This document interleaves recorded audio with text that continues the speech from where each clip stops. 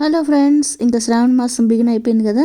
అందుకని శ్రావణ శనివారం వేరే, అందుకనేసి వెంకటేశ్వర స్వామి గుడికి పోదామని చిక్క తిరుపతికి బయలుదేరినాము. కేఆర్పురం నుంచి బయలుదేరినాము. కేఆర్పురం నుంచి ఇట్లా ఐటీపీ వెళ్దామని పోతే కన్నా మాకు దగ్గర కర్ణాటక బెంగళూరు దగ్గరలోనే ఉంటుంది ఈ టెంపుల్. ఐటీపీ వెళ్దామని పోతే మాకు దగ్గరగా ఉంటుందని ఇట్లా వెళ్తున్నాము. రోడ్స్ అయితే చాలా సూపర్గా ఉన్నాయి. ఇంకా ప్రతి శ్రావణ శనివారం పూట వెళ్తూ ఉంటాము ప్రతి సంవత్సరము. వచ్చేసినాం ఫ్రెండ్స్, చిక్క తిరుపతికి వచ్చేసినాము. ఇదంతా గుడి దగ్గర ప్రాంగణము.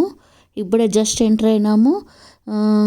చూడండి ఎంత బాగుందో, చాలా అద్భుతంగా ఉంటుంది ఇక్కడ. వెంకటేశ్వర స్వామి, శ్రీ ప్రసన్న వెంకటేశ్వర స్వామి వెలిసిన పుణ్యక్షేత్రం ఇది. వచ్చిందని చిక్క తిరుపతి, కర్ణాటక స్టేట్. చాలా బాగుంటుంది ఫ్రెండ్స్. ఇక్కడ అన్నదానాలు చేస్తూ ఉంటారు. చాలామంది నిలబడుకుంటారు చూడండి. ఇది రోడ్లోనే, టెంపుల్ కూడా బాగా రోడ్లోకే కనపడుతూ ఉంటుంది. మేము ఇంకా తిరుమలకు వెళ్తూ ఉంటాము, చాలాసార్లు వెళ్తూ ఉంటాము. కానీ ప్రతి సంవత్సరము శ్రావణ మాసం నెలలో శ్రావణ మాసంలో ఏదో ఒక వారంలో ఒకసారి వచ్చి వెళ్తాము ఇక్కడికి. చాలా అద్భుతమైన టెంపుల్, చాలా బాగుంటారు ఇక్కడ ప్రసన్న వెంకటేశ్వర స్వామి.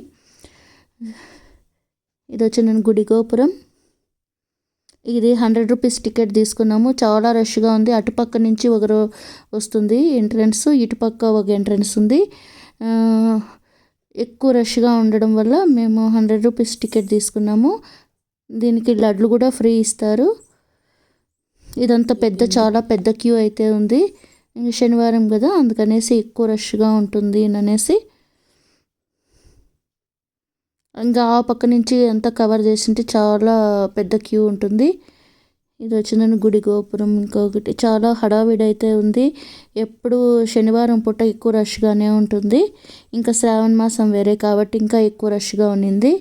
మాకు ఇప్పుడే దేవుడి దర్శనం అయిపోయింది. ఇంకా అక్కడే అన్నదానం కూడా చేసినారు, ప్లస్ ప్రసాదము పంచినారు, పులిహార ప్రసాదం పంచినారు. చాలా మహిమగల వెంకటేశ్వర స్వామిని ఇంకా చూస్తూ ఉంటే ఎంత అద్భుతంగా ఉందో ఏమో. మంచిగా డెకరేషన్ చేసినారు. ఇదంతా గుడి ప్రాంగణము.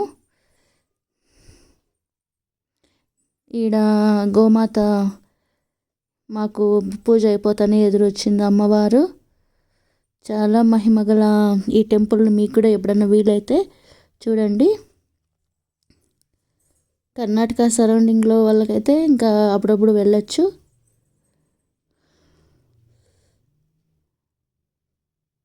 ఇంకా మూడో శనివారం అయితే ఇంకా ఎక్కువ రష్ ఉంటుంది.